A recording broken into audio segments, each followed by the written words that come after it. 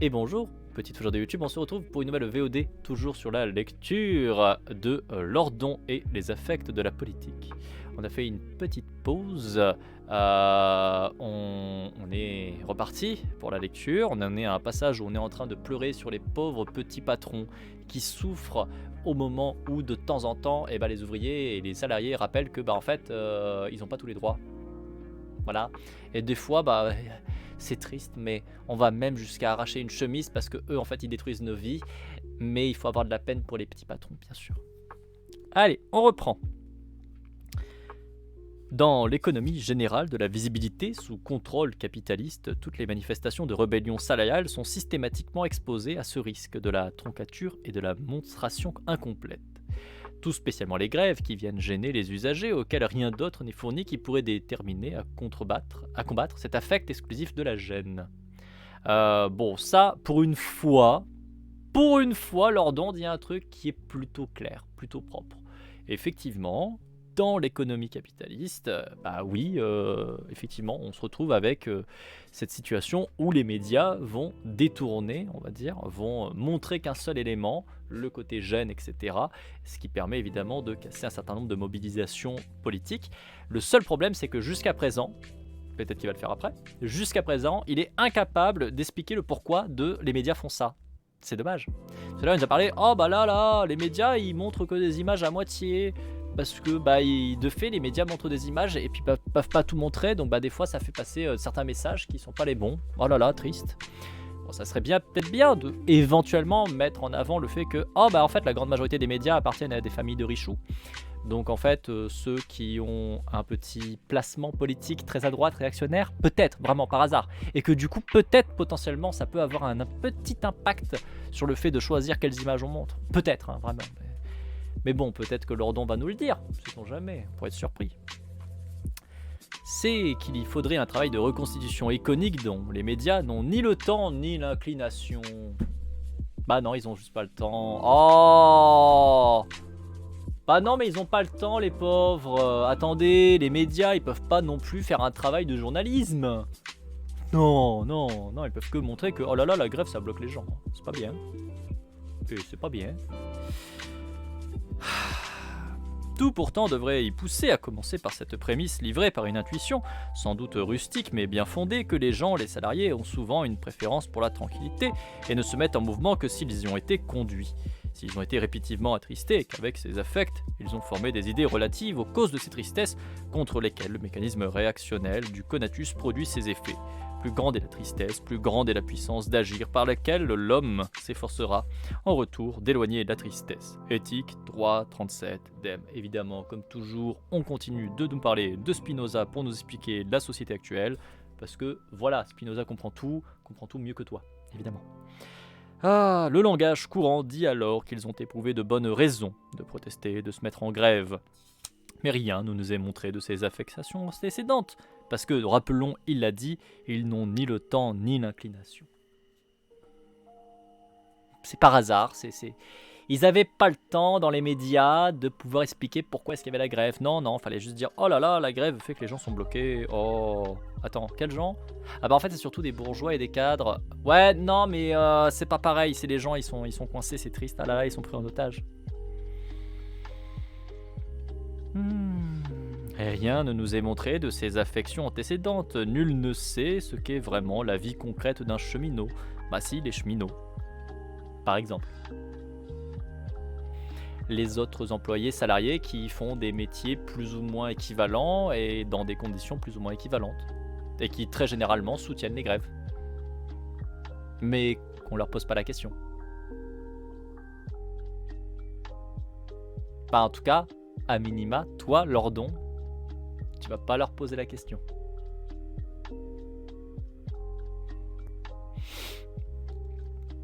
Allez. Nul ne sait ce qu'est vraiment la vie concrète d'un cheminot. Ses heures de lever, ses astreintes le week-end, ses jours fériés, ses nuits loin de chez lui, sa vie de famille menacée, le harcèlement de la hiérarchie. Nul ne sait tout ce qui s'est accumulé, parfois pendant de très longues années, qui va rendre intolérable le durcissement marginal de la contrainte, la flexibilisation de trop, déclencher le passage à l'acte gréviste. Il faut avoir soi-même vécu un mouvement de l'intérieur pour mesurer l'abyssale ignorance dont il est l'objet à l'extérieur et depuis laquelle pourtant on le juge. C'est marrant parce que moi, quand tu vois, il me dit ces conditions-là de travail, je peux penser à plein de métiers qui vivent exactement les mêmes choses et qui, encore une fois, très généralement, quand il y a des mouvements de grève, disent « Ah ben on comprend, on soutient ».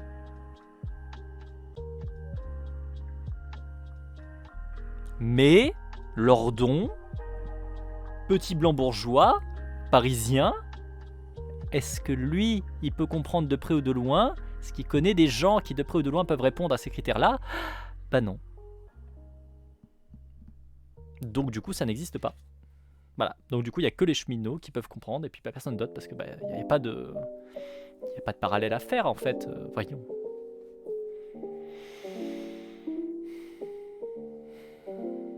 Et je vous préviens tout de suite, je vois le titre du prochain chapitre. On n'y est pas encore, on a encore une page et demie, mais le prochain chapitre, c'est forcé à voir. Parce que n'oubliez pas, bien sûr, le peuple est trop con. Il nous l'a déjà dit, le peuple est trop con. Le peuple ne peut pas choisir et savoir quoi faire. Il faut qu'il y ait quelqu'un comme lui pour venir nous dire quoi faire. Oui, parce que nous, on ne sait pas, on ne peut pas décider.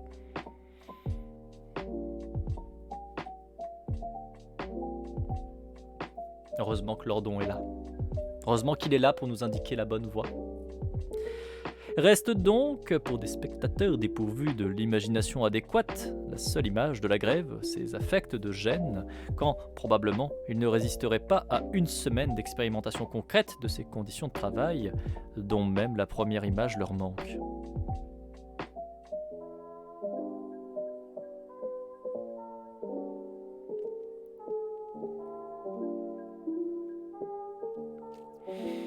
Oui, Lordon.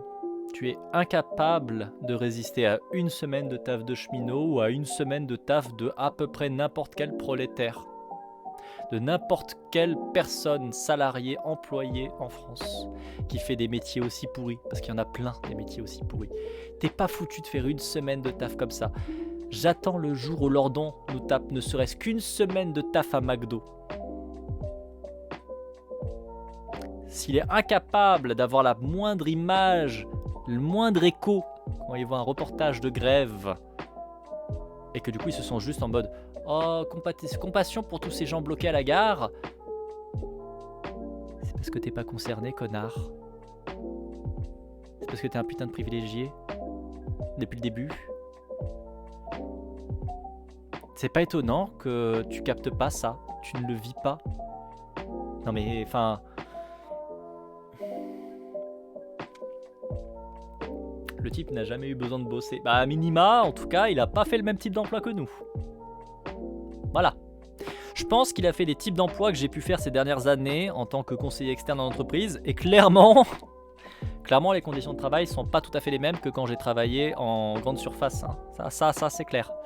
Il y avait une petite différence. Genre petite. Très petite. Suffisamment petite pour que cette différence m'ait bien marqué pour tout le reste de mes études et de manière très pérenne. Mais bon. Et pitié des collègues du McDo, leur travail est assez pénible comme ça sans leur coller en plus un Lordon dans les pattes. Ouais. C'est incroyable. Cette médiocrité quoi. C'est incroyable. C'est incroyable. C'est incroyable.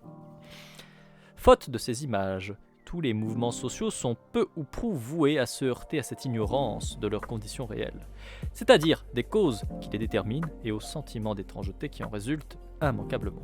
Cette étrangeté n'est autre que celle du monde social même, ou plutôt de ces différents groupes l'un à l'autre, sous-mondes distincts qui vivent dans l'ignorance de leurs conditions mutuelles et parfois dans le dégoût de leur manière mutuelle. Ainsi, la toute première étape de comprendre Spinoziste, celui-là même que Bourdieu invoque en conclusion de la misère du monde, passe-t-elle nécessairement par le simple voir pour se rendre affectable au vu aux choses vues, et ce n'est pas par hasard que son propos se trouve placé sous cet exergue de Flaubert. Tout est intéressant pourvu qu'on le regarde assez longtemps. Il est impossible alors de surestimer la portée politique du reportage, de la photographie, du documentaire, tous ces arts de la monstration qui sont par là même autant de machines affectantes. On comprend la grève, on ne comprend la rébellion que lorsqu'on l'a vue, en image donc, les opérations de causalité qui a déterminé la grève et la rébellion, c'est-à-dire le long cumul d'affections tristes, tels qu'ils sont parvenus un jour au point de rupture.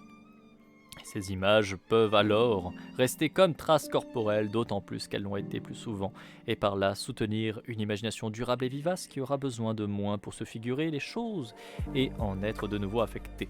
Les images indispensables au départ deviennent moins nécessaires et sont maintenant liées. Selon une certaine habitude, éthique 2.18 Scoli, à des idées, ou disons plutôt à leurs signes caractéristiques, textes écrits, discours prononcés, qui sont d'abord, il faut le rappeler, contre des fausses évidentes, des affections du corps, si bien que ces dernières suffisent à activer la concaténation des images et à en réactiver aussitôt tout le pouvoir d'affecter. Par la monstration, par l'ajout des images manquantes, le corps a pris de nouveaux plis, acquis de nouvelles dispositions, et les idées impuissantes sont désormais chargées d'affect, elles sont devenues puissantes. Ouais. Bon, alors, comment vous dire ça vraiment, grosse merde sur 20. Jean Billy, en fait, t'explique que, encore une fois, c'est la même thématique que tout à l'heure quand il nous parlait des personnes qui peuvent subir des oppressions. En fait, moi, Lordon, avec mon gros cerveau, si je me mets dans la tête que si j'étais racisé, je vivrais ça, je comprends du coup ce que vivent les personnes racisées et le racisme. Et maintenant j'ai cette connaissance et je le comprends. Et t'es là et tu fais bah non, toujours pas. Tu ne vis pas le racisme, ça marche pas comme ça. Ça marche pas comme ça, c'est pas parce que toi, petit blanc avec ton petit cerveau, tu t'es dit putain, si j'étais dans le racisme, si je vivais le racisme, je vivrais ça, je le ressentirais comme ça, que c'est bon en fait. Clairement pas. Clairement putain de pas.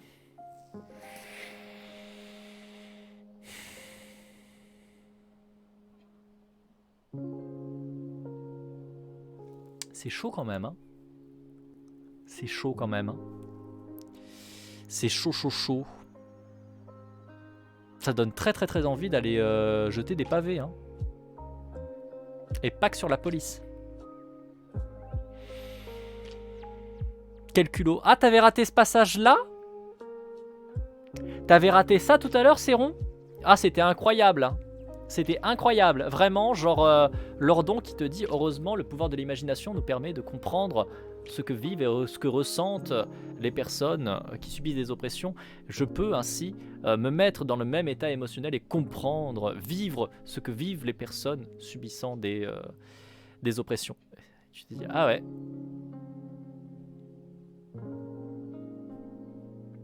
Ah ouais. Si c'était que ça. Impressionnant.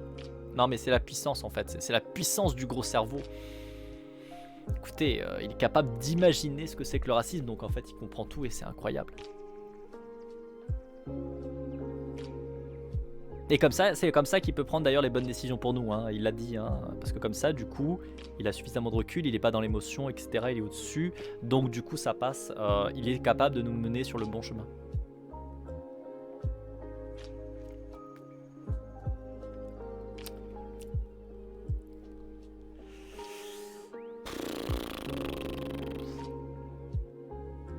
Merci Saint-Lordon, ouais, je pense qu'on peut résumer à ça. Hein. Non, pas Amen, Spinoza. On a déterminé que, a priori, Amen chez notre camarade Lordon, c'est forcément Spinoza. Hein. Faut imaginer des chœurs de croyants qui ne disent pas Amen, mais Spinoza. C'est obligé à ce niveau-là, hein. C'est obligé. Bon, nouveau chapitre. Forcé à voir. Oui, parce que du coup, il faut bien rappeler que les gens ne sont pas capables de voir par eux-mêmes, donc il faut quelqu'un pour les pousser à voir, pour les forcer à voir la vérité que lui détient. Et oui, parce que la vérité seule n'est pas visible et ne permet pas aux gens d'avancer dans la bonne direction. Non, il faut quelqu'un pour nous diriger, quelqu'un comme Lordon, bien sûr. Parce que c'est une personne qui est pleine de bonnes intentions pour notre plus grand bien du plus grand nombre, bien sûr. Dira-t-on que le discours n'est pas entièrement démuni ni entièrement impuissant? C'est exact, il a son arme affectante à lui, le style. Mais le style n'est pas autre chose qu'un pouvoir de convoquer des images, de même que le romain du Scoli d'Éthique 2.18 a fini par lier le son articulé du mot pomum à l'image du fruit. Ainsi, l'écriture tombe-t-elle de plein droit dans le registre de l'ars imaginendi, cet art d'affecter qu'est l'art de faire imaginer. Les mots sont liés à des images de choses, parfois bien plus qu'à des images simples, à des agencements d'images liées entre elles, et ce sont des mondes entiers qu'ils mettent sous nos yeux. On lit Germinal, certains passages de Marx, et on voit la condition ouvrière, puissance du grand styliste. Il touche, il affecte, par la puissance de ses inductions à concaténer. Aristote n'écrit-il pas sa rhétorique dans cette intention même, preuve par le fait qu'il y a bien un pouvoir d'affecter une puissance du langage dont l'effet propre s'appelle persuasion. Il y a persuasion des auditeurs quand ces derniers sont amenés par le discours à éprouver une passion. Pouvoir de résonance des mots au sens quasi physique du terme, pouvoir de faire vibrer. Pour moi, c'est des mots, des mots, des mots. Ah là là, que c'est joli les mots. Si j'en mettais plein, côte à côte, pourquoi pas. Bon, très bien, si tu veux. Parlons de l'art, allez. C'est à cet exercice que s'engage Orwell dans Le Quai du Wigan, avec l'intention politique, critique, tout à fait explicite de combler ce déficit d'affection qui laisse le consommateur dans une tranquillité mensongère à propos des biens dont il se contente de jouir. Orwell veut le déranger en lui montrant les choses qu'il n'a jamais l'occasion de voir, les conditions dans lesquelles sont produites ces marchandises. Le lecteur qui sort de ce livre ne pourra plus dire qu'il ne savait pas. Tout lui a été mis sous les yeux par la puissance et la narration sociologique. Non seulement les conditions de travail épouvantables des mineurs, mais celles de leur vie même misérable quand ils ne sont pas au fond. Le consommateur jouit du chauffage et de l'électricité sans avoir le moindre désir d'aller au-delà de cette jouissance. C'est que la félicité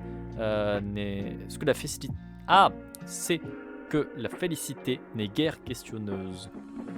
Orwell lit force en lui montrant les contreparties moches de toutes ces jouissances. Le consommateur ne peut plus ignorer ce qu'il doit à qui et dans quelles conditions, et c'est une invitation implicite à la conséquence dont nul ne sort indemne, même les plus conscientisés.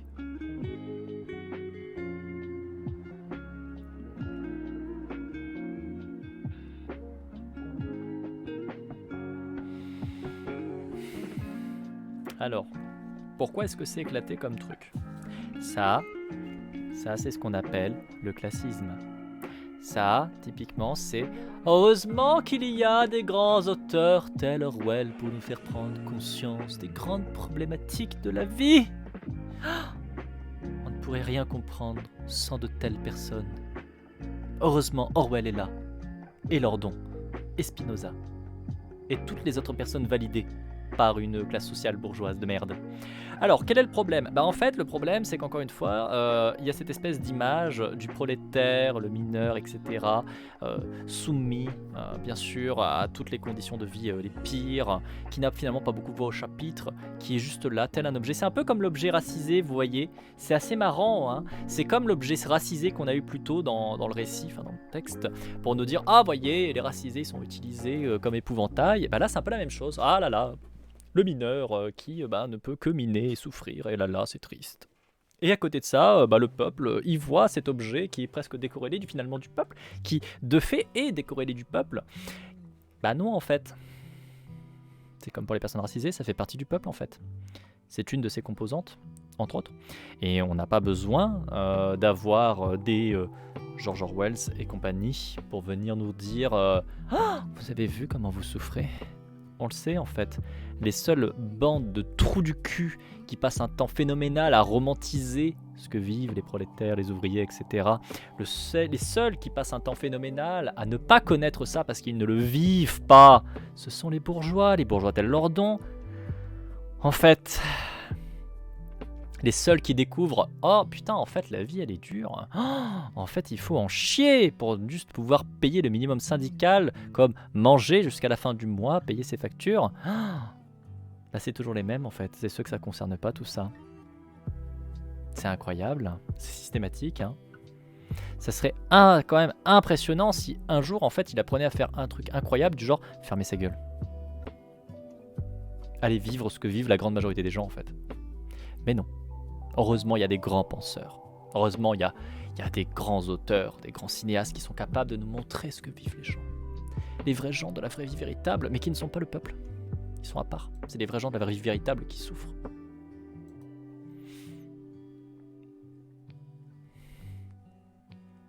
Vraiment.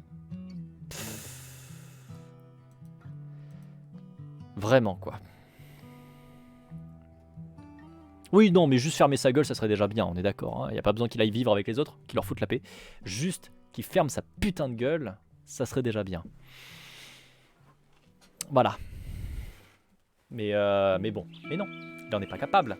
Il n'en est pas capable. Il faut qu'il l'ouvre et qu'il nous dise « Oh, heureusement qu'il y a des grands auteurs pour nous montrer tout ça. » C'est vraiment le classisme absolu. C'est vraiment le truc. Vraiment, il est là en mode « Ah putain, heureusement qu'il y a des gens pour nous montrer à quel point la vie est dure. » Mais on le sait en fait que la vie est dure. On le vit. La grande majorité des gens le vivent. Il n'y a que lui et les autres membres de la classe bourgeoise qui ne le vivent pas en fait. Il sait pas ce que c'est, lui, quand t'es étudiant, Et vous savez ce de qui ne va se pas passer. avoir Eh bien, à nous bouffer allons la fin du bientôt mois. manquer Il de le sait l'eau. pas. Et c'est pourquoi je bois devant vous un verre d'eau. Typiquement, lui, il est comme le mec qui était en faculté avec moi, qui souffrait parce qu'il pouvait pas s'acheter un nouveau sac à 400 balles tous les mois. Parce qu'avant il le pouvait et que là il le pouvait plus, donc c'était vraiment la précarité. Qui me disait ça à moi en sachant pertinemment que je ne mangeais pas jusqu'à la fin du mois, qu'il y avait des repas qui sautaient parce que j'avais juste pas de quoi me payer à bouffer, même un sandwich à 3 euros. À 2-3 euros parce que c'était les prix globalement qu'il y avait de bouffe.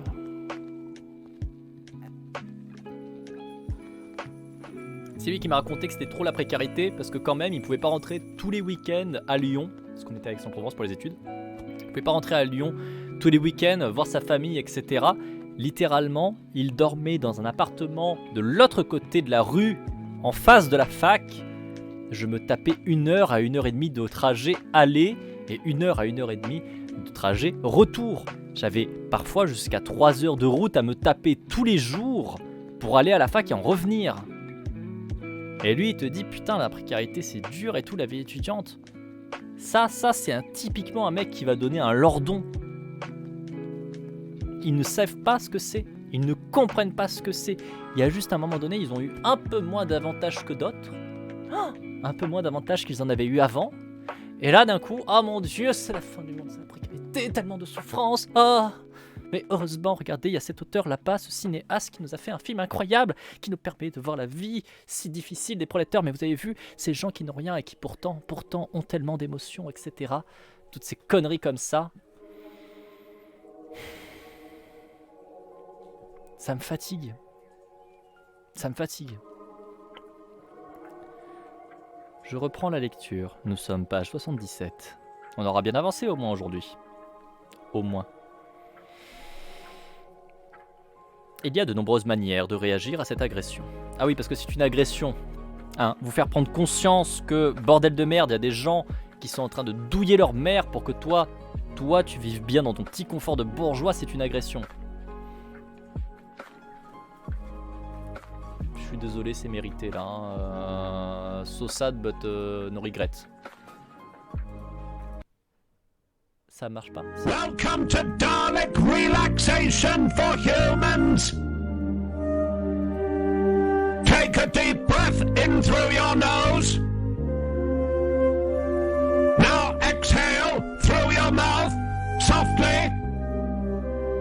Focus on slowing down your breathing into a calm rhythm. Inhale.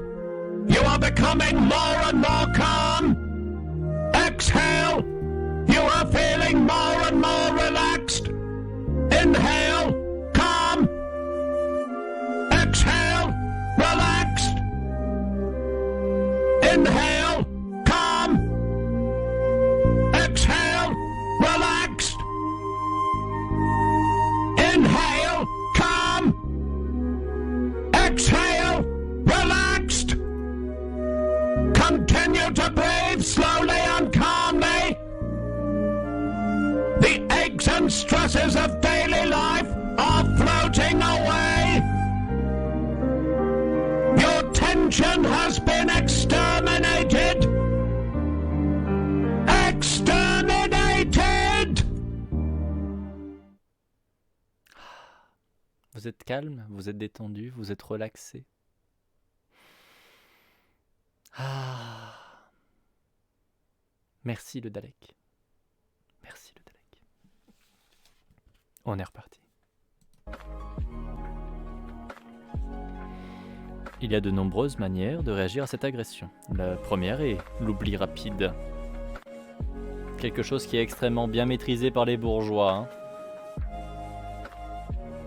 Étonnamment. L'oubli rapide. Ouais, on a vu. On a bien vu, hein. Pas super efficace le sophrologue. Boah, ça passe. C'est un Dalek, il fait ce qu'il peut. Bébou, je suis tendu encore. Ah ouais, hein, il faut un peu de bol. Qui peut compter sur les tendances corporelles et mentales du Codatus à chercher sa joie et à éloigner ses tristesses. L'esprit, autant qu'il le peut, s'efforce d'imaginer ce qui augmente ou aide la puissance d'agir du corps. Éthique 3.12. Quand l'esprit imagine ce qui diminue ou contrarie la puissance d'agir du corps, il s'efforce autant qu'il le peut de se souvenir des choses qui en excluent l'existence. Éthique 3.13. Qu'on n'aille pas voir là quoi que ce soit qui serait de l'ordre d'un contrôle conscient et volontariste de l'esprit sur ses propres pensées. Vraiment, alors je reviens dessus plusieurs fois, hein, mais ça me tue cette manière qu'il a de citer le livre, enfin les travaux de Spinoza, mais vraiment, mais genre une bible. C'est un bouquin religieux, quoi. J'ai vraiment, mais cette impression-là. Et ça me fume parce que quand vous regardez, hein, c'est vraiment écrit comme ça. Hein. Tac, regardez, juste là. Focus, ficus. Bon, juste ici. Vous voyez, juste entre parenthèses, il vous dit éthique 3, etc. Et on dirait vraiment, genre, les passages cités d'une bible, quoi. Ça me fume. J'ai vraiment l'impression de voir un curton qui est en train de me faire son petit enseignement de curton, quoi. Ça me tue. Genre vraiment, le mec, c'est une religion Spinoza à ce niveau-là. Enfin, c'est... ça m'impressionne. Ça me fume de ouf. J'ai enfin pu passer ma commande, ça m'aura sacrément pris la tête. Avec le live en fond en plus. Et j'ai à présent définitivement plus de thunes. Mais au moins, c'est fait. Et ça, c'est beau. C'est ce qui me dérange, c'est que c'est citer l'éthique comme ça, bah c'est bancal. Bah oui. Ça pourrait être pire. Imaginez Résu qui nous fait une relaxation lue par Lordon. Pardon. Non. Jamais. Non, on a l'ASMR Frio, ça oui, ça c'est bien. Mais il faut pas déconner non plus. Hein. On est reparti. Rien de tel n'est à sa portée. Il n'est pas au pouvoir de l'esprit de penser ou de ne pas penser. De la pensée ou de la non-pensée se produit en lui, par lui, et c'est tout. Je nie que je puisse arrêter en moi-même avec une puissance absolue cette pensée. Je veux écrire et je ne veux pas écrire, explique Spinoza à Schuller.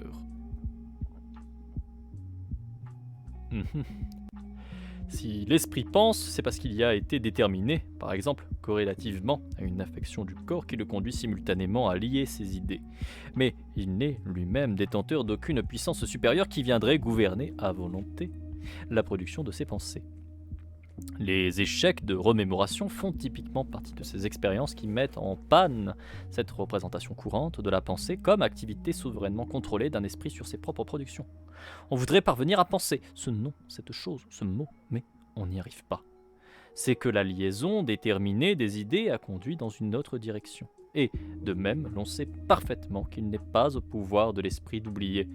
L'oubli se fait ou il ne se fait pas. Et ceci sous l'effet de nouveaux affects qui parviennent ou non à contrebalancer l'affect lié à des choses à oublier. Éthique 4, 7. Éthique 2, 17. Mais en aucun cas sur un mode décisoire. Quand il parvient à se souvenir, ou quand il parvient à oublier, l'esprit accomplit la démonstration en acte, la seule possible, de sa puissance. À ce qu'il fait, on sait exactement ce qu'il peut.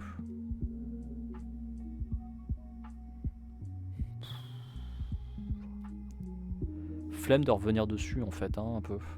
En tout cas, nous dit Éthique 3.13, son effort spontané pour écarter l'idée des choses qui l'attristent, qui diminue la puissance d'agir du corps, s'exerce, il est même parfois couronné de succès, et ceci, quoique, à l'image des exemples précédents, la réduction de la dissonance cognitive...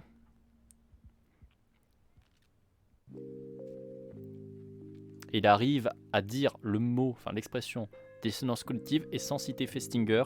Non, la seule chose qu'il est capable de citer, c'est du Spinoza.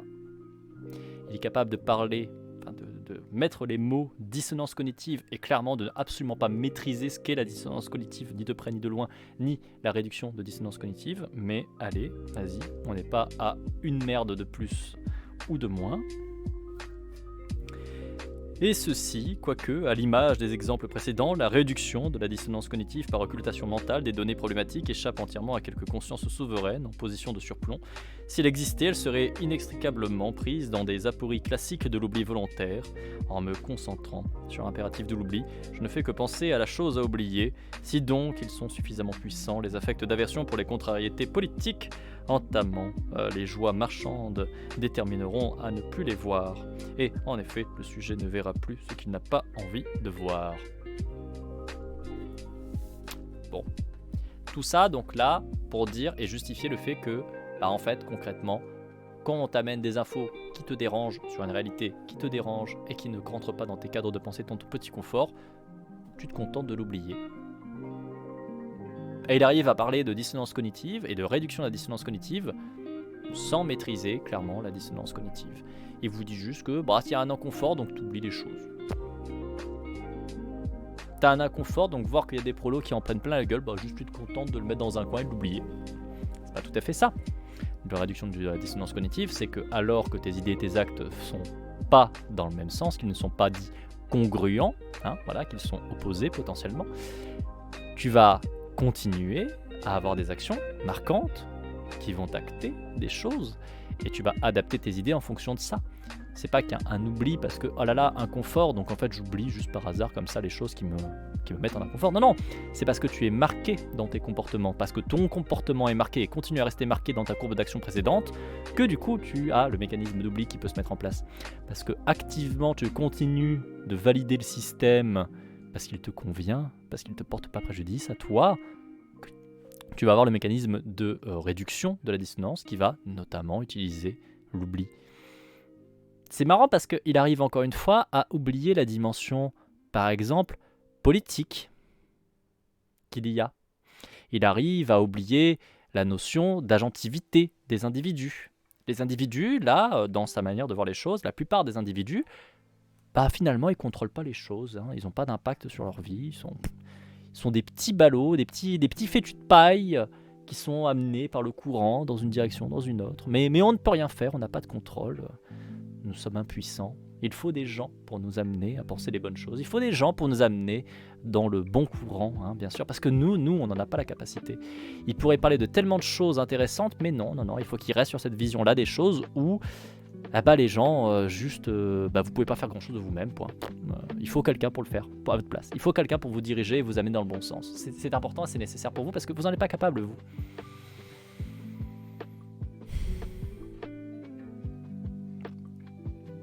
Waouh, bravo, merci Lordon.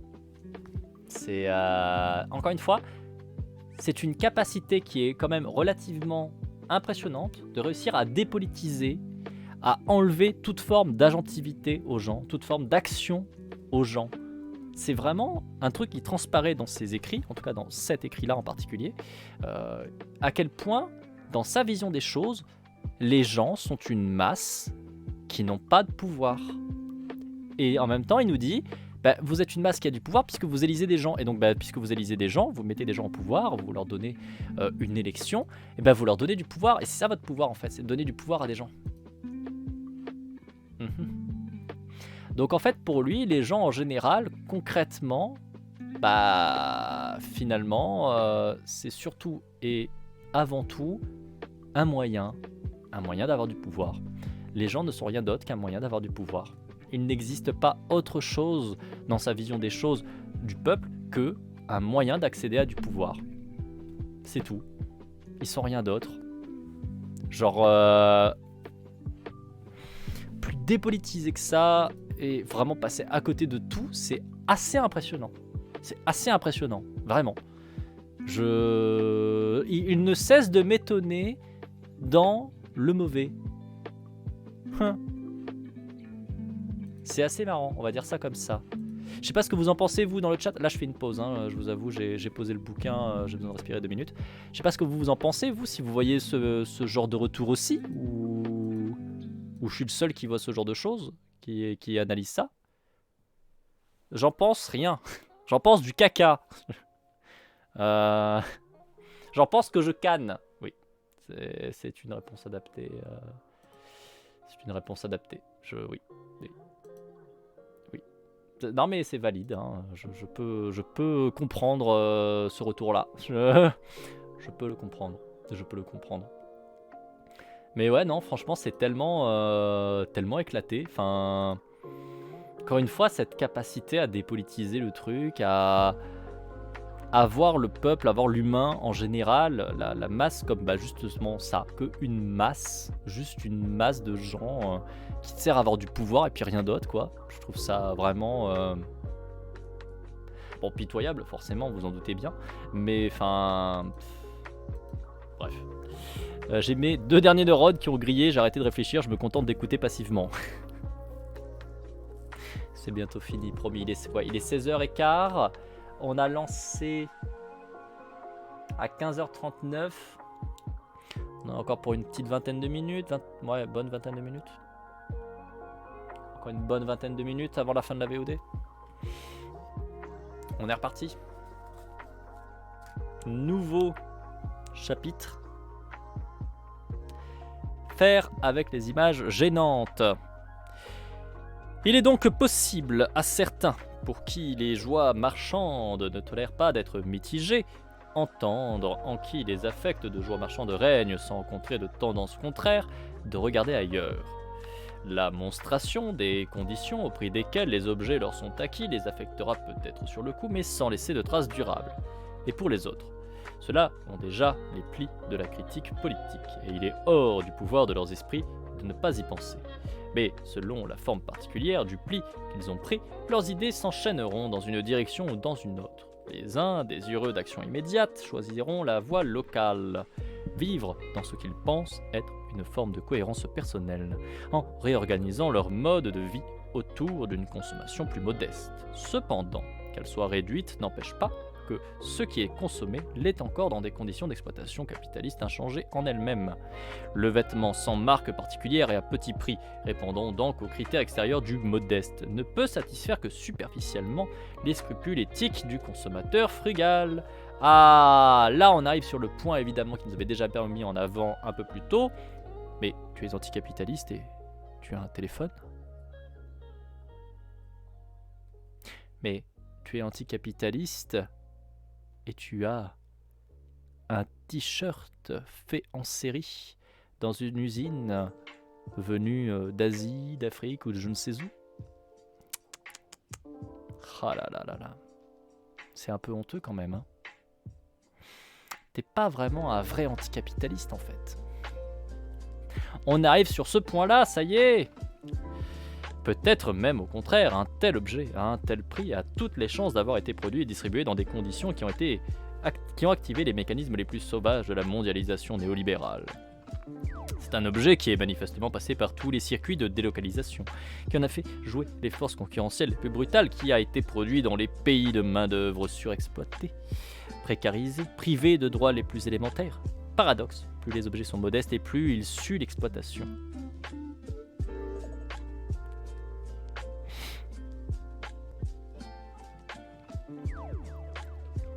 Ouais. Ouais, je connais ça, bien sûr. Bien sûr. Évidemment, c'est toi, Prolo, hein, c'est toi, Prolo, la source de tout le problème. Prends conscience, toi qui n'as pas les moyens, en fait, de faire autrement que de faire avec ce qui est le moins cher et ce qui est le plus, effectivement, issu, on va dire, des modèles d'exploitation, etc. Hein, toi-même qui es exploité aussi à côté. C'est toi, hein, le pire. Hein, c'est pas du tout, je sais pas, moi, je dirais, attendez, les grands patrons qui ont des yachts et qui ont parfois des yachts, hein, bien sûr. Hein ? Pas du tout un problème de système capitaliste de manière généralisée. Non, non. Bien sûr que non.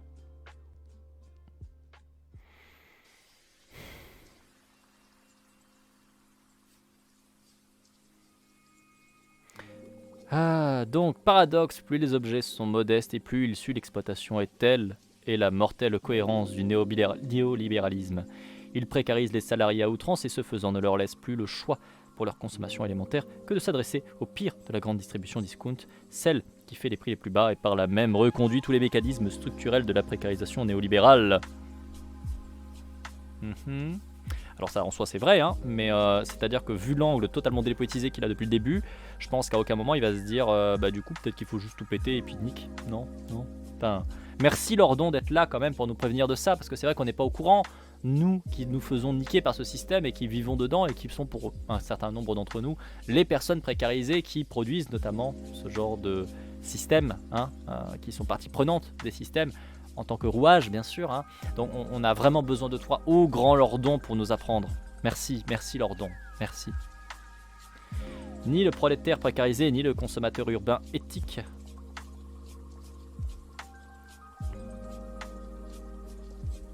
Je vais rien dire. Ni le prolétaire précarisé, ni le consommateur urbain éthique n'échappent à cette fatalité. Que les structures imposent leur logique d'airain et sont plus fortes que les individus. Ce sont ces structures qui déterminent largement, selon leur logique et selon leur cohérence, l'espace de choix possible. Le prolétaire est écrasé par la nécessité matérielle de sa condition. Le consommateur urbain éthique, qui croit pouvoir y échapper, n'y voit pas qu'il est systématiquement rattrapé. Juste une question des coups, très très con comme ça, mais pourquoi faire la distinction entre du coup l'urbain éthique, au passage, hein, l'urbain éthique, et le prolétaire. Le prolétaire, c'est quoi du coup? Il vit en dehors des villes? Le prolétaire, c'est un espèce d'animal sauvage qui vit dans la forêt? Je veux comprendre, Lordon. C'est la rhétorique de la France périphérique, c'est ça? Et puis du coup, voilà, autre passage, comme dit Suze, si du coup on est prolétaire, on n'est pas éthique? C'est ça? Je voudrais comprendre en fait. On vit où? Quand on est prolétaire, on est quoi? On est dans quel espace? On est dans quelle sous-dimension? C'est comme les personnes racisées, à mon avis, vous savez. Les personnes racisées, il y avait un autre truc tout à l'heure, je sais plus ce que c'était qui nous a sorti aussi, qui m'a trigger. Il y avait les personnes racisées qui, du coup, ne sont qu'un éventail utilisé par l'extrême droite, mais les personnes racisées, sinon, ne sont pas le peuple. C'est l'étranger et du coup le fameux épouvantail qu'utilise l'extrême droite, mais ils ne sont pas le peuple, puisqu'il nous a bien précisé que les personnes racisées, les étrangères, étaient utilisées par l'extrême droite pour faire peur au peuple. Donc sous-entendu, les racisés ne sont pas le peuple, donc du coup ils sont quoi? Dites-moi, je veux comprendre en fait, Lordon. Ils sont quoi les personnes racisées s'ils sont pas le peuple, s'ils sont pas une partie prenante du peuple? Et du coup là c'est quoi? C'est les prolétaires qui sont pas les urbains éthiques, ils sont quoi? Ils appartiennent à quoi? Ils sont quoi si ce n'est un morceau du peuple? Vas-y pareil, je veux prendre l'information, je veux bien comprendre. Explique-nous Lordon, quel est le cadre de ta pensée exactement? Travaille-les, tes putains de billets.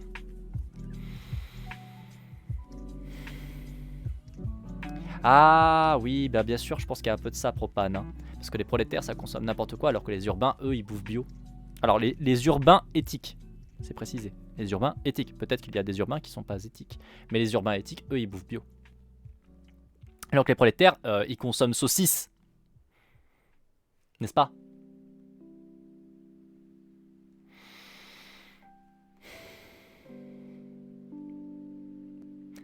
La détente.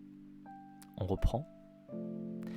Sauf à redéployer sa consommation dans des circuits très particuliers où les conditions de la production sont contrôlées, les AMAP, les circuits courts, les commerces équitables,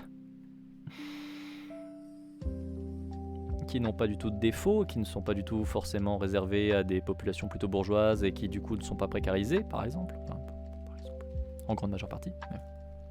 Bon, je suis sûr qu'il y a quand même quelques réseaux qui existent et qui sont pas complètement éclatés, hein, mais bon. Bref. Donc, à supposer qu'on puisse être assuré de son degré réel d'équité et ainsi qu'on ferme les yeux sur ces suppléments de prix qui ne le rendent accessible qu'à certains. Ah, merci de le préciser quand même. Il redécouvrira, ces redéploiements n'étant pour l'heure que très partiels, que les structures de la division du travail capitaliste sont plus fortes que son volontarisme individuel en s'imposant à lui. Oui, on sait, merci, mais... C'est quand même, Lordon, cette capacité incroyable de te dire « Tu es toi le problème petit individu parce que tu consommes mal », mais après, même si tu essaies de consommer différemment, en fait, tu vas te rendre compte que c'est le système le problème. Ouais, mais non, mais c'est toi le problème, l'individu. Hein. Ouais, les problèmes sont systémiques, mais la réponse qui est donnée, bah, c'est une réponse individuelle, donc c'est toi ton problème. Hein. Tu devrais faire mieux. Ah, il est fort, hein. Il est fort dans le mauvais. Les choses élémentaires de notre existence matérielle, nous n'avons guère de choix que de les trouver dans des circuits marchands du capitalisme, et pour cause, c'est lui qui a fait main basse sur toutes les données de la reproduction matérielle collective et qui nous impose, là, sa mise en forme. Ces rapports règnent partout presque, imprègnent toutes les pratiques, même aux échelles qu'on croirait les plus inoffensives, rendant par là la quête de cohérence complètement impossible. Il vaut sans doute mieux ne pas aller voir de trop près ce que sont les relations sociales réelles entre l'employeur et ses employés au bar des amis, dans notre café de quartier que nous trouvons si sympathique et convivial. Hors des circuits contrôlés, certifiés de production-distribution, la seule solution cohérente consisterait à produire nous-mêmes nos propres biens. Oui, mais donc du coup, il part quand même du principe qu'il y a des circuits contrôlés, certifiés de production-distribution qui posent pas de problème et qui sont en dehors des cadres capitalistes, bien sûr. Bien sûr. Bref. Mais précisément, des siècles de division du travail nous en ont rendus incapables. Mais parce que c'est pas pertinent non plus, en fait, de produire nous-mêmes nos propres biens tous autant qu'on est. C'est pas pertinent non plus. En fait. Encore une fois. Oh là là, problème systémique. Réponse individuelle.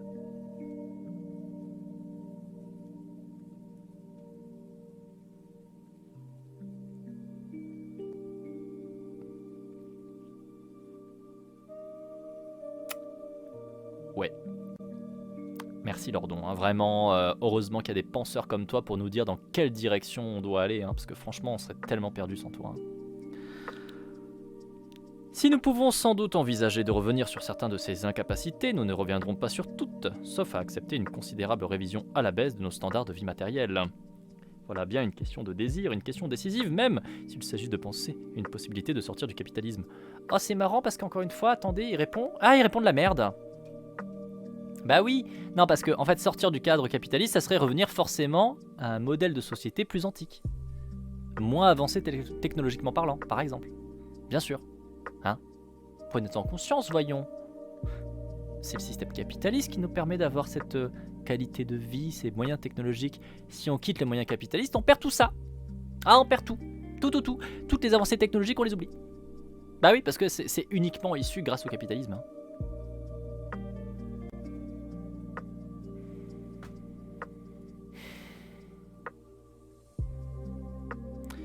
Dire la chose ainsi, mais d'ailleurs d'emblée sur l'autre voie qui s'offre au lecteur conséquent du quai de Wigan, la voie politique. La réaction individuelle locale éthique au problème de cohérence posé par l'impossibilité passionnelle de regarder ailleurs. Ces réactions sont vouées soit à l'incohérence, soit à demeurer extrêmement partielles, soit à exiger un saut miraculeux dans la sainteté frugale.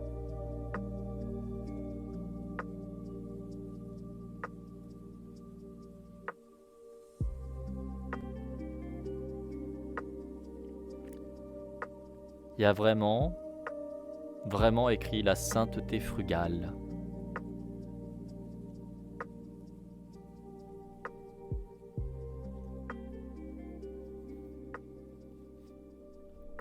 La sainteté frugale. Bah oui. Bah oui.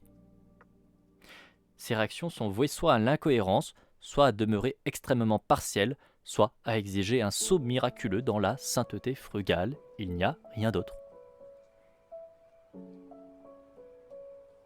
Voilà, donc soit tu restes dans l'incohérence, tu es anticapitaliste, mais ah là là, tu consommes dans le monde capitaliste, honteux. Soit tu essaies de faire des réponses, mais elles sont qu'en demi-mesure, parce que oh là là, dis donc, tu vas pas à fond. Soit bah tu vas à fond, et si tu vas à fond, bah tu refuses toute la technologie, les avancées, etc. Et puis bah tu repars à poil, slip en terre, YOLO, hein.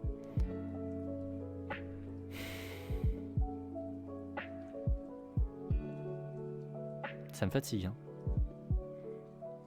L'autre voie, la voie politique, décharge les individus du fardeau moral d'avoir à lutter seuls contre la chape de la structure de la division du travail capitaliste par l'exemplarité de leur comportement et considère qu'à des structures macroscopiques, il n'y a rien d'autre à opposer qu'une action politique macroscopique.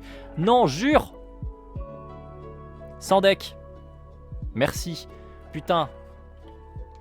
Non pas donc un éparpillement de résistance éthique individuelle, mais un projet politique fait comme tout projet politique pour en appeler au grand nombre en posant explicitement le problème de la transformation politique des structures.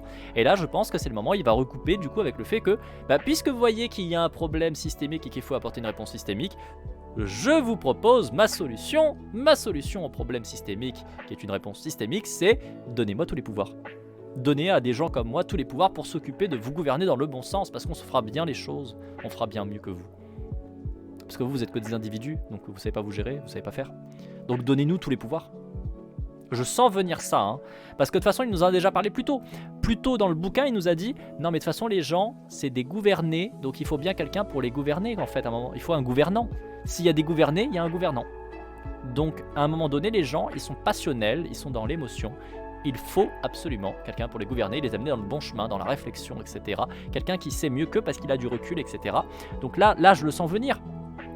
Là, il est en train de nous dire, attendez, vous pouvez pas apporter de réponse individuelle.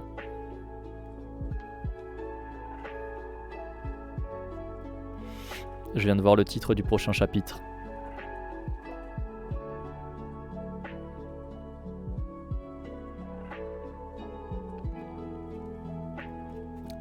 Le titre du prochain chapitre. Le gouvernement des abstractions.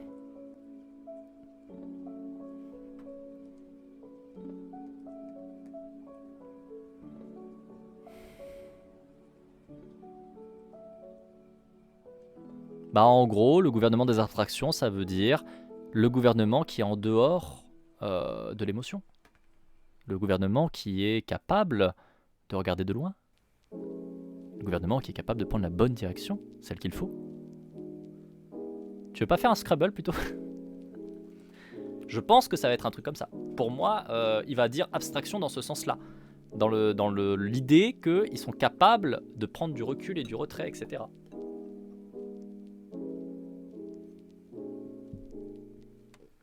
Je pense que ça va être un truc comme ça.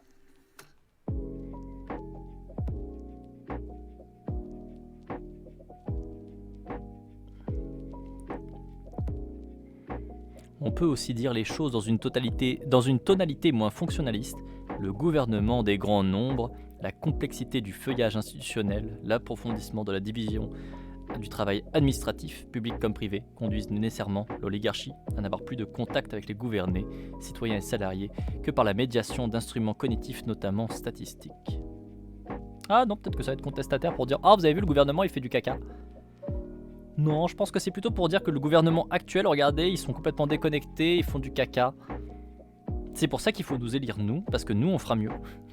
Je pense. Mais apparemment, le gouvernement des abstractions, c'est peut-être plus dans le sens où, actuellement, le gouvernement a pris trop de recul et n'est plus connecté aux gens, donc ils savent pas le faire, donc il faut des gens qui viennent de la vraie vie comme lui. Des gens qui viennent de la vraie vie comme lui, sûrement. Vous savez, lui qui sait si bien comprendre le racisme, parce qu'il est capable d'imaginer ce que ce serait que de vivre le racisme, et donc il comprend, et il peut parler au nom des gens qui vivent du racisme. Je reprends là où on en était, hein. J'ai juste lu un passage après du coup, parce que le titre du chapitre m'a trigger, donc je voulais voir un petit peu. Je reprends là où j'en suis.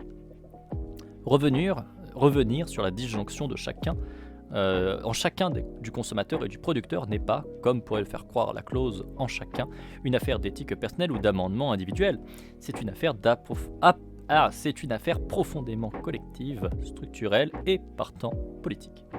Ce qui permet d'ailleurs de jeter en retour un autre regard sur les expérimentations locales, dont la valeur se dévoile autrement. En effet, celles-ci offrent en acte le spectacle d'innovations possibles, de nouvelles manières de faire. Le propre de la politique, alors, c'est de les sortir de leur statut de solution éthique, offerte à des individus luttant chacun par devers soi avec sa conscience pour les globaliser en un projet de transformation structurelle d'ensemble. Chacun, donc, selon les plis de son ingenium, empruntera une voie ou une autre. L'aveuglement, non pas volontaire, mais affectivement, ingénialement déterminé. L'aveuglement n'est pas plus volontaire que la servitude. Comme elle, il est permis et même produit par des complexions passionnelles particulières qui œuvrent hors de tout contrôle conscient de l'esprit. Non, ça c'est facile, ça. Ça c'est facile. Ça c'est la réponse du je veux pas me remettre en question, je veux pas avoir à réfléchir, je veux pas aller regarder ce qui me dérange, je veux pas aller me remettre en question. C'est ça. C'est pas une question de de « Ah, ça me dépasse, je ne suis que soumis à tout ce qui se passe et je n'ai pas de contrôle là-dessus. Ce n'est pas ma faute si je ne suis pas en mesure de regarder ce qui ne va pas. Oh là là, que je suis en souffrance d'être ballotté comme ça par le monde. » Non, ça marche pas comme ça les gens. Lordon, si tu as la possibilité d'en avoir rien à péter et que tu choisis d'en avoir rien à péter, c'est parce que tu peux te le permettre, c'est parce que tu le vis pas. Et c'est pas une question de ça te dépasse, tu ne fais pas exprès de ne pas voir ce qui se passe à côté. Tu choisis activement de ne pas le regarder, surtout à partir du moment où on te tire l'œil dessus et que tu choisis de ne pas écouter, que tu choisis de ne pas le regarder.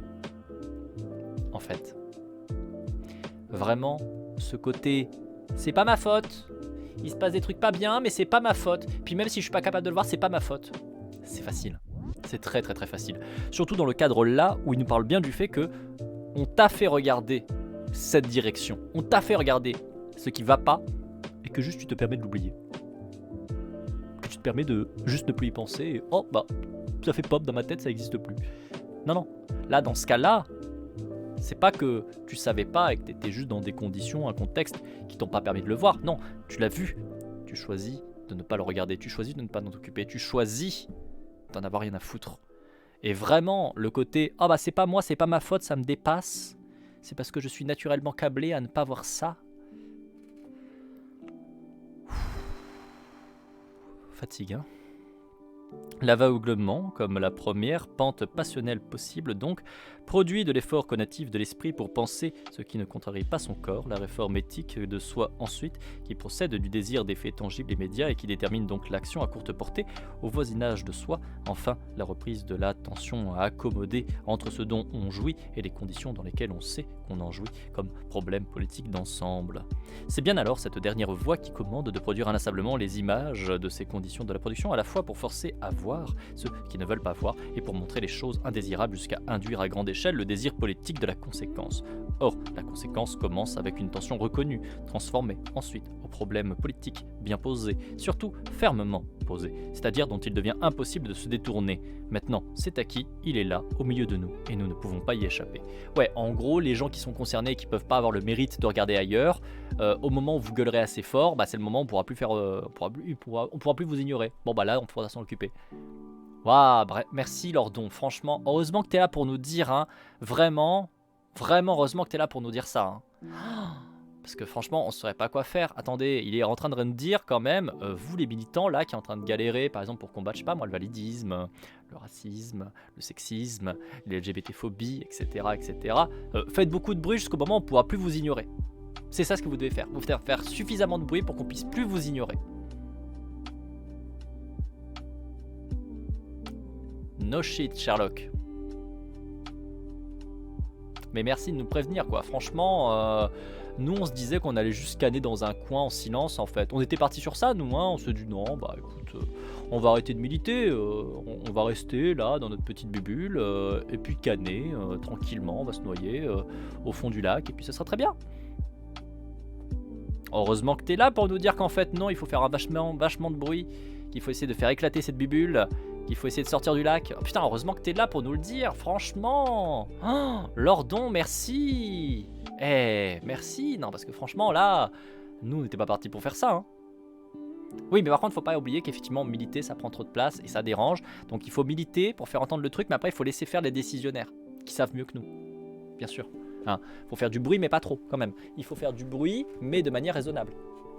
Quand même. Faut pas être trop politisé non plus. Attends, déconne pas. Bon, génial. Bref. Je vais reprendre le gouvernement des abstractions, donc, nouveau chapitre. Les images manquent aux uns pour faire changer les choses et le même manque sert aux autres pour les faire durer. On peut ainsi dire les choses dans une tonalité moins fonctionnaliste. Le gouvernement des grands nombres, la complexité du feuillage institutionnel, l'approfondissement de la division du travail administratif, public comme privé, conduisent nécessairement l'oligarchie à n'avoir plus de contact avec les gouvernés, citoyens et salariés que par la médiation d'instruments cognitifs, notamment statistiques. C'est-à-dire à avoir rompu avec les affections qui suivent de voir in concreto la vie des gouvernés telle que on la leur a faite. Et quoi de mieux en effet que de ne plus le voir pour mieux s'adonner à des passions idéologiques qui ne seront plus dérangées par des visions contrariantes. Loin des yeux, le gouvernement saisit les gouvernés autrement, par l'intermédiaire d'abstractions, avec évidemment tout le pouvoir de déréalisation propre aux abstractions. Les situations concrètes ne sont pas seulement agrégées dans des moyennes, éventuellement décontractées par sous-groupes, elles sont par le fait vidées de leur concrétude même et par là privées de tout pouvoir d'affecter. C'est devenu un lieu commun, mais il est très bien fondé. Les vies humaines disparaissent radicalement dans les ratios, les courbes, les histogrammes. De là d'ailleurs que la flambée de colère surprenante si régulièrement les gouvernants, qui n'ayant plus la moindre vue de vie réelle, n'ont plus la moindre idée des dynamiques passionnelles réelles. Et c'est tout ce que les abstractions gouvernementes sont constitutivement incapables de restituer, le réel même, qui fait alors violemment retour. Ouais. Ça n'est pas, il convient de le noter, que l'univers gouvernemental soit vide d'affection. En réalité, c'est presque pire. Il a été rempli par d'autres affections, de substitution. C'est que le monde des abstractions est capable de mettre en mouvement les bureaucrates, qui se reconnaissent par construction à leur disposition particulière à marcher aux abstractions bureaucratiques. De la même manière que les idées vraies de la science ont le pouvoir d'affecter au sein du champ scientifique où se cultive l'affectabilité aux idées de la science. Et donc déjà on revient encore sur cette notion que la science est au-dessus du reste. Il y a la vérité vraie scientifique, bien sûr, et il n'y a pas de contenu scientifique qui se produit avec des biais, par exemple racistes, par exemple sexistes, etc. La science est au-delà de ça, bien sûr, bien évidemment.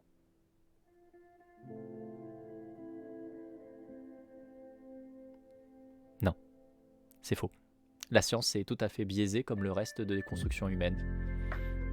Parce que c'est une construction humaine, qui du coup est une construction avec les mêmes biais que le reste, parce qu'on y met de nous, puisque nous construisons ça. Donc en fait, si tu as une société patriarcale, par exemple, tu vas te retrouver avec des productions scientifiques patriarcales, qui vont par exemple être incapables de travailler le côté médical des maladies sur les femmes, par hasard, par exemple. Ou encore, qui vont être incapables de produire des connaissances scientifiques sur les personnes racisées, si tu es dans une société qui est raciste en fait. Genre, aujourd'hui, on a des prises en charge extrêmement pourries d'un certain nombre de pathologies chez les personnes racisées, parce que la production scientifique est faite par des blancs pour des blancs. Incroyable. On a des prises en charge de pathologies qui touchent les femmes qui sont à chier, parce que en fait, la production scientifique, elle est faite par des mecs pour des mecs. Oh, incroyable! Elle est où la vérité vraie scientifique au-delà de tout le reste? Hein, Lordon? T'es tellement une quille que même ça tu l'as pas? Putain, ça me tue! Genre oui, le syndrome méditerranéen, exactement. Oh, ça me tue. J'ai envie de le défoncer. Et clairement pas de manière bien. Je reprends. Le champ bureaucratique est cet univers où les abstractions statistiques ont le pouvoir d'émouvoir les individus qui se trouvent passionnellement impliqués dans le gouvernement des abstractions statistiques. L'annonce du franchissement d'un seuil, 3%, par exemple, par le déficit budgétaire, événement sans aucun rapport avec quelque expérience humaine et proprement infigurable, n'en a pas moins le pouvoir de semer d'authentiques alarmes auprès de personnes convenablement disposées à recevoir ce signal totalement abstrait. L'étrangeté de la situation n'apparaît jamais, si bien que, comme c'est souvent le cas, l'imperfection de l'établissement de la statistique, qui conduit quelques mois plus tard à une révision qui apprend qu'en fait le seuil n'avait pas été franchi et que littéralement on s'était alarmé pour rien. Mais peu importe, entre-temps, toutes les affectables ont été affectées et ont réagi, parfois surréagi en conséquence. Les marchés financiers, l'une des plus hauts lieux de l'affectabilité purement informationnelle, sont partis dans le décor. La politique économique s'est infligée un tour de vis supplémentaire, etc. Et du réel, bien réel, a été produit à partir de rien. Faut pas lui en vouloir, il doit être en train de relire l'intégrale de Spinoza. Putain, je sais pas s'il le lit, s'il le bouffe, s'il se l'enfonce ou je sais pas. Cependant, le gouvernement des abstractions ne fait pas que demeurer dans la bulle de son régime d'affection modifié. Il s'efforce, assez logiquement, il faut bien le reconnaître, d'y faire entrer les gouvernés eux-mêmes.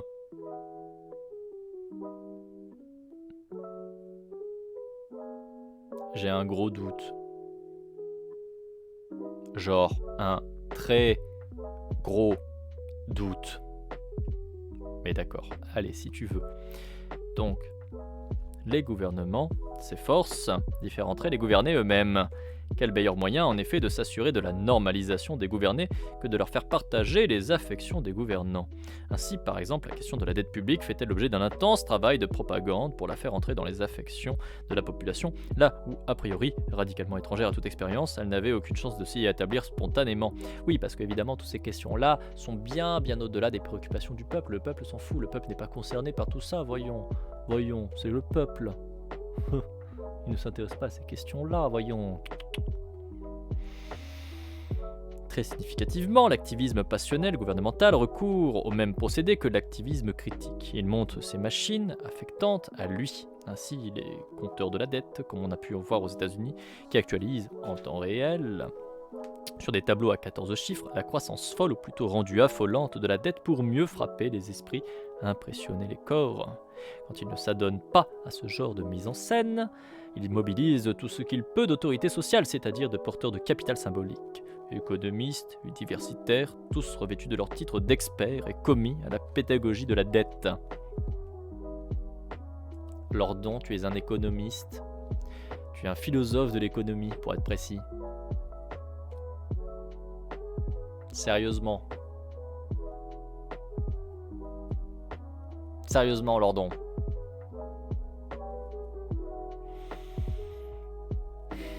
Leur titre d'expert est commis à la pédagogie de la dette. Et les doctes tournent en boucle sur tous les médias, ajoutant à la puissance de la méta-machine affectante celle de leur autorité sociale, l'autorité de l'université, l'autorité de la compétence certifiée, l'autorité de la science, même puisque les économistes n'hésitent pas à se prévaloir de la science.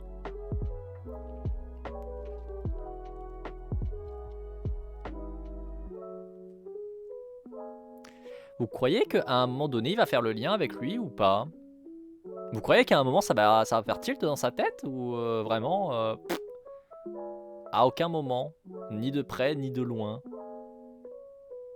Non, hein, on est d'accord, il n'y a rien qui va sonner chez lui. Hein, vraiment, il va passer à côté à balle. Hein, genre à 200% à côté. Genre vraiment, tout sauf le voir. Quel enfer. Quel putain d'enfer. Ça me fume. Ça me fume. Je reprends. Là aussi, l'opération fonctionne au mimétisme des affects amplifiés par les affects préexistants de l'autorité reconnue. Si cet homme revêtu des titres les plus indiscutables de la compétence paraît à la télé en montrant ce visage alarmé lorsqu'il parle de la dette, comment ne propagerait-il pas l'alarme? Ne serait-ce pas alarmé si un sismologue, au trait tiré d'angoisse, m'annonçait que la Terre était sur le point de s'ouvrir sous nos pieds? Récent préoccupé, il nous préoccupe à notre tour. Je vous avoue que moi, quand j'ai un économiste que je vois passer en interview et qui dit « Oh mon Dieu, les marchés vont s'écrouler !» Je suis en mode « Ok, cool. Ça ne change rien. Je suis déjà pauvre, comme beaucoup d'autres gens qui sont très très pauvres. En fait, beaucoup de gens sont très très pauvres. Et en fait, on s'en tape. On s'en tape royal. On n'est pas concerné en fait. Il n'y a qu'un tout petit nombre qui est concerné. Un tout petit nombre. Mais un petit nombre duquel fait partie notamment notre petit Lordon. Ça doit jouer. On est page 86, nouveau chapitre. Faire penser les gouvernés comme des gouvernants. Et le mieux c'est que ça marche. Bah en fait non, ça dépend chez qui, connard. Comme d'hab. Bref, ça demanderait d'avoir un peu de connaissances, sciences humaines et sociales. Ça fait longtemps qu'on a fait un trait là-dessus. Des années de matraquage d'experts déguisés en pédagogie, des années de rapports officiels alarmistes lancés comme autant de campagnes de tableaux de catastrophes à venir, faire voir des visages d'experts inquiets, d'index dressés, on a fini par produire leurs effets. Relayés sans discontinuer par toutes ces machines, l'idée totalement abstraite de la dette a pris force affectante. En effet, les gens sont maintenant de plus en plus nombreux à en être préoccupés. Non, c'est juste qu'il y a de plus en plus de gens qui sont en train de crever la dalle. Parce qu'il n'y a plus les moyens de vivre. Parce qu'on n'a plus les moyens de vivre. Parce que le monde capitaliste est de la merde. Il détruit les gens, il détruit les sociétés, il détruit les individus, il détruit les groupes. Quand tu viens rajouter à ça les écosystèmes qui se font détruire aussi par le monde capitaliste, on se retrouve avec par exemple des pandémies mondiales. Et du coup, on se retrouve avec encore plein d'effets qui se rajoutent. Et du coup, il se passe un truc très drôle.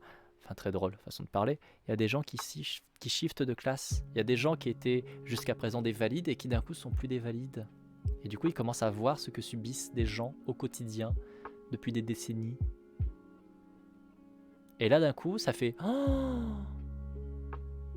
En fait, le monde capitaliste, il est nul à chier. Ah, puis en fait, je pensais que j'étais pas très très bien, mais en fait, il y a bien pire. Et je rentre dans cette catégorie. Les gens, ils s'en branlent de tes tableurs, du PIB, ils s'en foutent. Ils en ont rien à foutre. Ça n'a pas de portée affectante. Les gens sont juste en train de voir qu'ils sont en train de canner, que la société est en train de canner, que leurs proches sont en train de canner, que tout est en train de canner. C'est tout. Mais c'est pas grâce à vos tableurs de merde. Ça n'a jamais été le cas, ça sera jamais le cas. À part pour les 3-4 peines cul comme toi. Les gens se sentent pas concernés par ça. Les gens ils constatent juste qu'ils peuvent plus faire autant de courses qu'avant. Les gens constatent juste qu'ils sont obligés de couper salement à plein de niveaux. Les gens ils constatent juste l'augmentation des prix. Et les gens constatent juste qu'ils sont obligés de vivre dans des appartements insalubres, à main de multipropriétaires. Ils se rendent juste compte qu'ils ont des conditions de travail exécrables, qu'ils peuvent se faire virer du jour au lendemain. Ils se rendent juste compte qu'on est en train de tomber dans des systèmes réactionnaires à plein de niveaux, qu'on s'attaque à plein d'individus, et notamment des individus qui sont proches d'eux, parfois à eux-mêmes. Ils s'en foutent de ton PIB. Ils en ont rien à foutre de ton PIB. Ça me...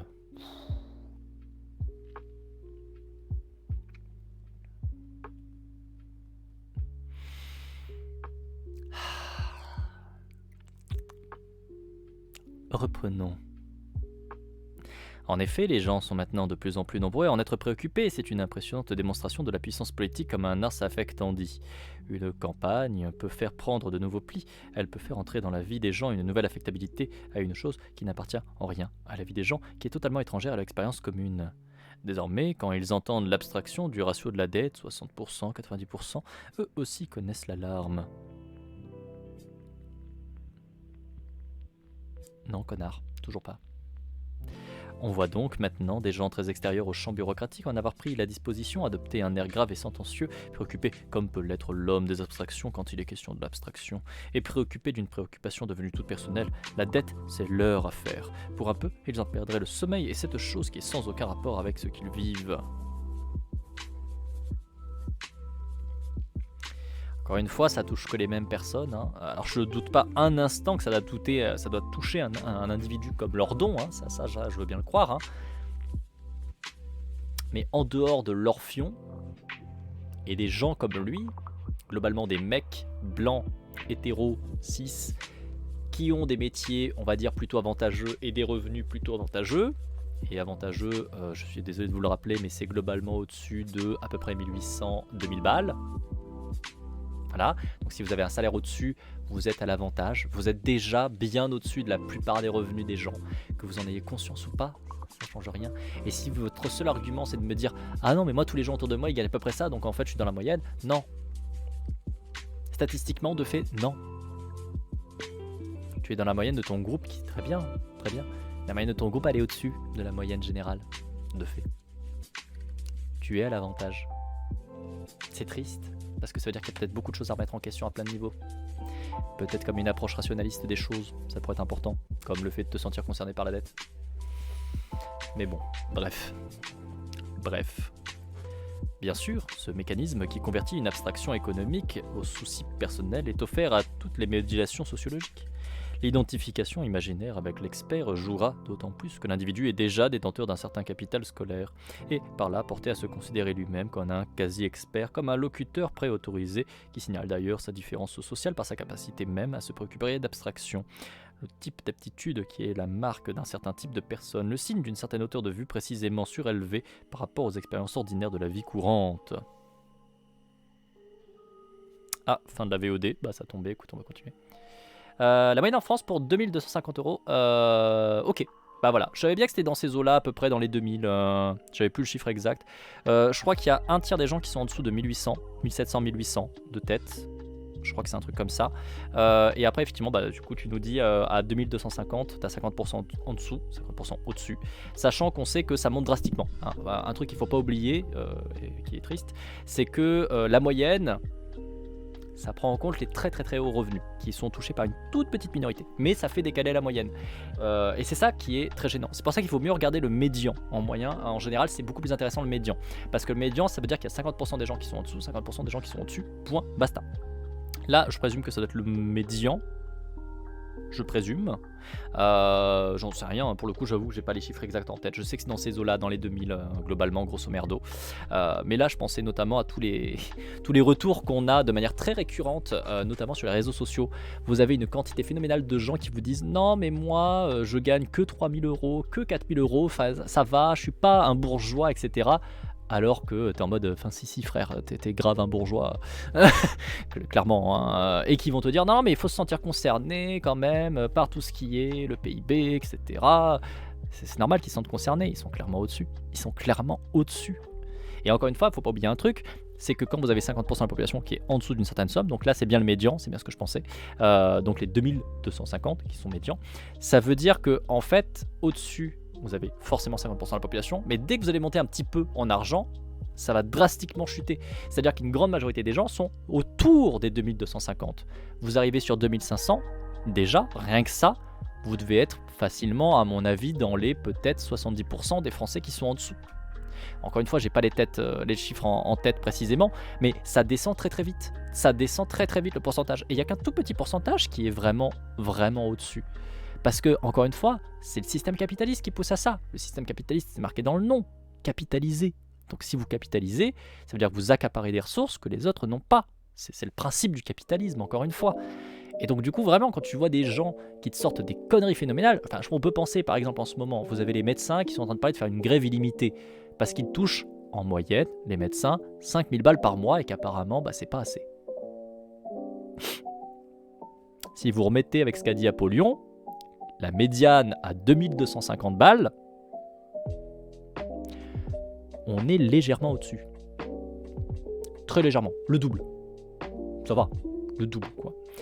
Ça touche un très petit pourcentage de gens en fait. La grande majorité des gens sont nettement en dessous des revenus. Nettement en dessous des revenus des médecins. Et les médecins sont en train de faire des cris d'orfraie en disant que c'est la fin de la civilisation, que tout s'écroule, qu'ils sont sous-payés, etc., etc. C'est quand même vachement fort. Parce qu'il faut voir hein, les cris qu'ils nous font, tous les trucs qui nous disent « Ah, l'économie qui se casse la gueule » et qu'ils avancent en long en large pour dire qu'il faut absolument remettre les gens au travail, etc. C'est important, il faut faire des réformes pour notamment augmenter leur salaire à eux. Hein. Je trouve ça quand même très comique. Non mais vous comprenez, je gagne moins qu'un coiffeur. Ouais, lol, PTDR. Donc bref, ça donne bien, voilà, encore une fois, les chiffres qu'Apollyon a avancés, ça donne bien l'idée. Imaginez que juste déjà, vous gagnez là actuellement 2200 balles, vous gagnez plus que la moitié des Français. Rien que ça, déjà, ça devrait vous tilter un truc. Et pourtant, t'es bien coiffé. Coucou joyeux, j'espère que tu viens bien, aussi bien que possible malgré tout. On est en train de dire du lordon et c'est pas bien. Pas bien du tout. C'est pas bien du tout. Je continue. Je sais plus où j'en étais. Il était en train de dire des conneries encore, mais ça, bon, c'est un peu constant. Ainsi, celui qui prend à son tour la mine grave du quasi-expert est-il conduit par le désir de faire la démonstration que, capable de dépasser les affections de la vie quotidienne, il est par là même capable de s'élever au niveau du tout, de la préoccupation pour le tout, dont la préoccupation pour les abstractions gouvernantes est la marque propre.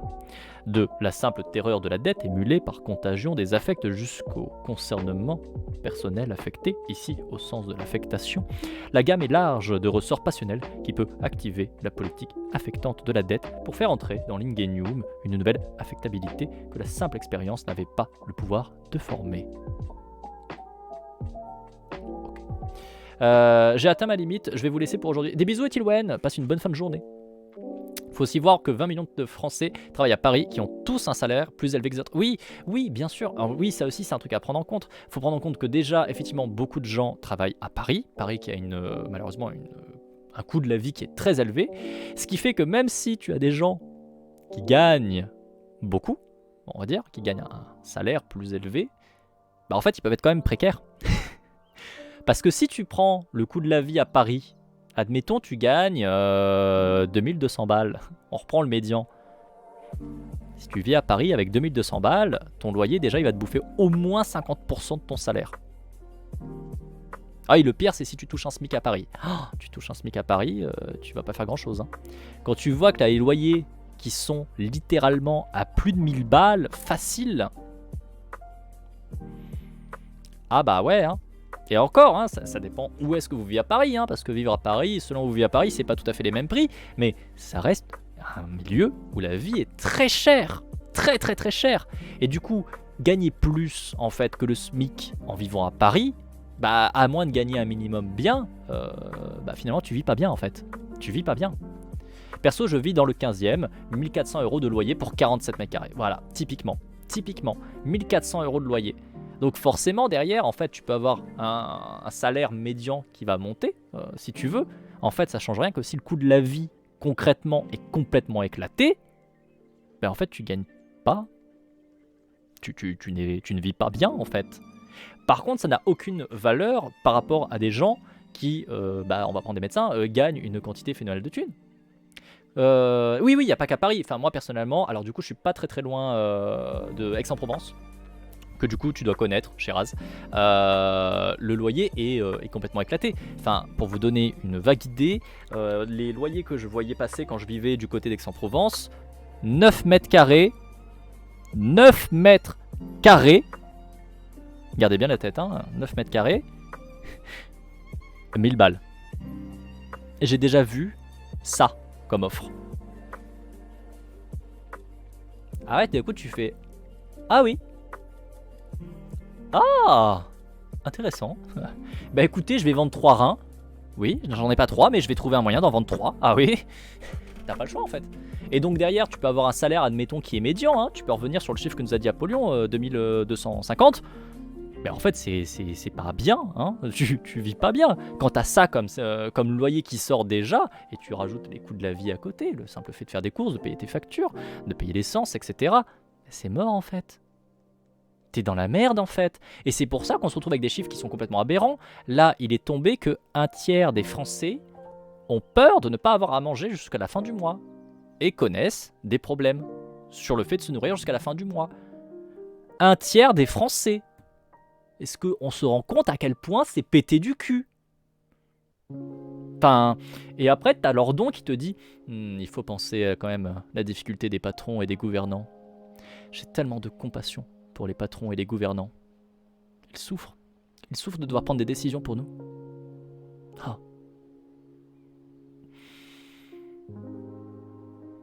Ah ouais. Bah écoute, j'ai bien envie de lui mettre des coups de pavé, hein. Comme sur les patrons. Voilà. Ah oui, non, mais on l'emmerde fort, hein. Pour le coup, je pense qu'on l'emmerde très très fort. Hein. Au bord du 13, 1300 € de loyer. Ouais. C'est... Tous les prix globalement à Paris sont éclatés. Hein. Peu importe globalement où t'es dans Paris, dans tous les cas, les prix sont éclatés. Même dans les quartiers qui sont plutôt pauvres et précaires, en fait, si tu regardes comparativement à d'autres endroits en France, les prix sont éclatés. Les prix sont éclatés. Et les gens sont dans une merde phénoménale. Donc c'est vraiment... Enfin, c'est ouf. C'est ouf qu'on en soit là. C'est ouf qu'on en soit là. Bref, je reprends. Quand même, on va essayer de finir, surtout que j'ai vu le marqueur de VOD sortir il n'y a pas si longtemps que ça, donc je vais essayer de quand même arriver à une fin de VOD pour YouTube. On en était à... Ainsi, Lars Affectandi, du côté du gouvernement, consisterait-il à faire partager aux gouvernés la manière de voir les gouvernants, la manière de voir des gouvernants, à faire penser les gouvernés comme des gouvernants, à leur mettre dans leur corps les plis des gouvernants, donc dans la tête les problèmes des gouvernants, là où ces problèmes n'existent pas spontanément dans leurs existences. Bon, alors, on va revenir sur un petit point. Encore une fois, il a cette vision du monde où d'un côté tu as les gouvernés, de l'autre côté tu as les gouvernants, et en fait les gouvernés ne peuvent pas penser, en fait. Ils sont pas capables de penser par eux-mêmes. Vous comprenez bien que toutes les notions un peu réfléchies là, penser à la vie en commun, penser à structurer la vie en commun, tout ça c'est hors de possibilité pour la grande majorité des gens. Voilà, vous n'en êtes pas capable, vous et moi on ne peut pas faire ça, on n'a pas le droit, on ne peut pas, on n'en a pas la capacité, il faut l'accepter, c'est comme ça, on ne peut pas. Il faut absolument qu'il y ait des gouvernants qui sont là pour le faire et nous les faire prendre conscience, parce que nous on ne peut pas, bien sûr. Donc bon, cette idée-là, elle commence à m'éclater un petit peu aussi, parce qu'encore une fois, non, les gouvernants sont des gens comme les gouvernés, c'est juste qu'ils ont des positions avantageuses, c'est tout. Mais sinon, on a les mêmes capacités, ils ne sont pas plus intelligents, ils n'ont pas cette capacité qui sort comme ça, parce qu'ils ont des capacités innées de gouvernants, justement. Enfin non, c'est... Oh mon Dieu. Bref, c'était simple comme l'œuf de Colomb. Refaire la complexion des gouvernés selon celle des gouvernants, n'est-ce pas le meilleur moyen en vue de la paix des gouvernants? La cruelle ironie dans cette affaire tient à ceci comme principe, il n'y a rien que de très désirable au fait que les individus soient capables de prendre le point de vue de tout. C'est même là, par excellence, le propre de l'éthos politique, comme capacité à dépasser le particularisme de sa localité pour embrasser le destin commun comme objet de réflexion. En d'autres termes, pour élever la pensée au niveau de la chose publique à laquelle on se reconnaît partie. Mais alors, dira-t-on, n'y a-t-il pas que des avantages à faire prendre aux gouvernés le point de vue des gouvernants? En réalité, il n'est pas sûr que ça soit tout à fait vertueux, et même tout à fait honnête. La proposition qui consiste moins à faire prendre parti le point de vue de tout qu'au déposséder le point de vue des dépossesseurs. Non mais jure.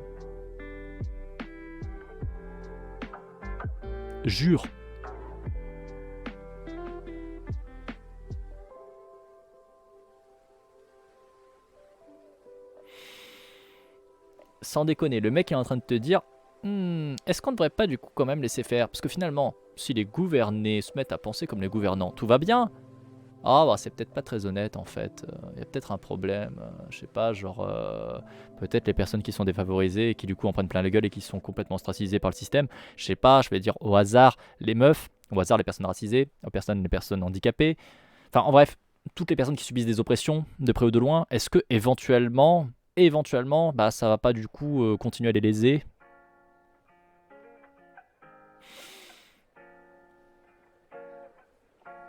Merci Lordon, décidément. Toujours au top. Encore faut-il, pour l'apercevoir, se souvenir que le gouvernement séparé est une institution de la dépossession. Convier les individus à s'élever au niveau du tout est par soi une excellente chose, mais fatalement gâtée au moment où elle prend la forme particulière d'une invitation à se couler dans les problématiques de la pensée d'État, de la pensée gouvernante. Le point de vue des gouvernants n'est qu'une réalisation très particulière du point de vue du tout, lequel n'est pleinement conforme à sa destination politique que s'il est non pas du point de vue des gouvernants, mais du point de vue des autogouvernés. Oh, c'est presque un vrai truc, dis donc. Il a presque réussi à dire un vrai truc bien. Là, en gros, il nous dit, bah en fait, le problème, c'est que si on se met à tous à penser comme le gouvernement le veut, bah en fait, on se rend compte que le gouvernement ne pense pas pour tout le monde. Il nous présente ça comme s'il pensait pour tout le monde, mais en fait, il pense que pour un petit groupe. Donc si on se met à penser comme eux, bah en fait, on pense que pour un petit groupe et du coup, on se fait avoir. Bah bravo, oui, c'est bien. Et un point pour Lordon. On a le droit de lui mettre une goumette. Il a le droit d'avoir un petit point vert. On peut lui mettre un petit sticker ce vert. Bravo, c'est bien Lordon. De temps en temps, tu mets un petit point juste. Pas souvent, mais de temps en temps quand même. De cela, on comprend que les gouvernants n'aient pas grand désir. Aussi persistent-ils à passer leur définition des problèmes aux gouvernés, avec peut-être même l'espoir de refaire leur complexion pour que ceux-ci répondent davantage aux abstractions gouvernementales qu'à leurs expériences directes. Ce but ultime est, sans doute, inégalement accessible pour toutes les catégories sociales. Il est vrai, par exemple, que les individus les plus socialement disposés à jouer le jeu de l'identification aux experts gouvernementaux et à communier dans leurs problèmes sont ceux-là même pour qui les affections et les abstractions gouvernantes contredisent le moins les affections de la vie matérielle ordinaire.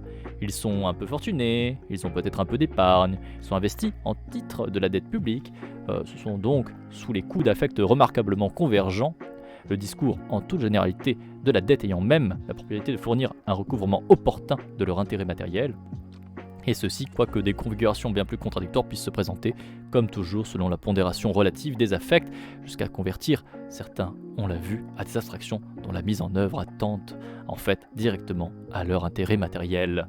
Ouais, du coup, genre, du genre toi en fait. Du genre littéralement toi, Lordon. Toi, Lordon, tu es typiquement le genre de personne qui peut très bien être compatible avec le gouvernement. On va s'arrêter là. On va s'arrêter là. Qu'avez-vous pensé de cette séance de lecture là, de cette dernière partie? On a fini un chapitre, hein, encore une fois. Le prochain, je vous annonce déjà le titre du prochain chapitre. Ce C'est de sera... la merde. Oui, C'est de la merde. oui, c'est vrai, toujours.